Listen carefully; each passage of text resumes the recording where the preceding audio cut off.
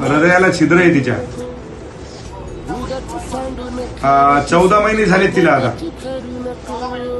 हो 14 महिने झालेत. मी तुझा नंबर देतो. गुरुवारी तू वैयक्तिक स्वतः घेऊन जा त्यांना. हो करून दे माहिती एवढा. हो हो बाकी त्यांची राहण्याची येण्याची त्याची तिथे खाण्यापिण्याची सगळी सोय करून घेतो. सगळं व्यवस्थित होऊन जाईल. आणि येण्यासाठी काही पैसे येतं का?